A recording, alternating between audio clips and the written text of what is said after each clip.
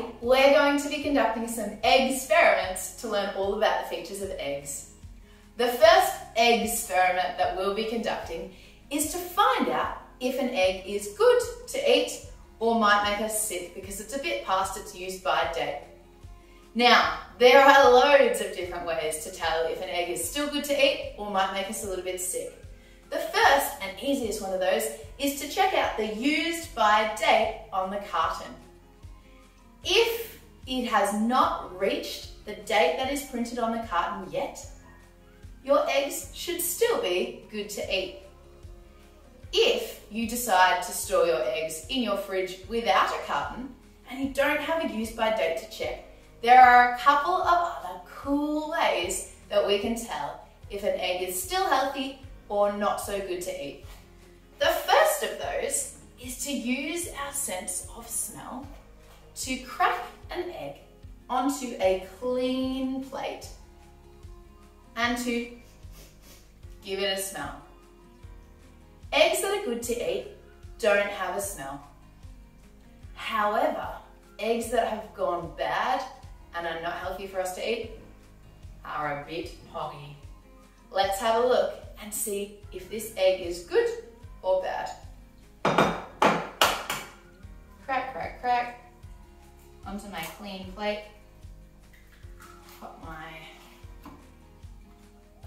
used eggshell back. Now I'm using my sense of smell. Ooh, I hope it's not off. Can't smell a thing. This egg is good to eat. I'll pop it to the side and I'm going to use it to make an omelette later on.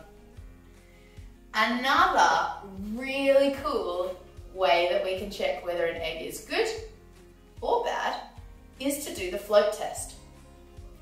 For the float test, you will need a container of water. Usually a clear one is the best way to go because it means that you'll be able to see really clearly, and your egg. Now, the float test tells us whether an egg is good or bad because eggs that are good to eat should sink down to the bottom and lay on their side. However, eggs that have gone bad start to form a little bubble of air inside their shell, which will make them float to the top of the water when they are submerged in water. So let's have a look to find out if this is a good or a bad egg. I'm popping it in. Now remember, if it's a good egg, it will sink, and if it's a bad egg, it will float. Let's find out. Oh, it's sunk right down to the bottom and is laying on its side. So this is a good egg. Have a try yourself with some eggs and see if you can test whether they are good or bad eggs using your senses.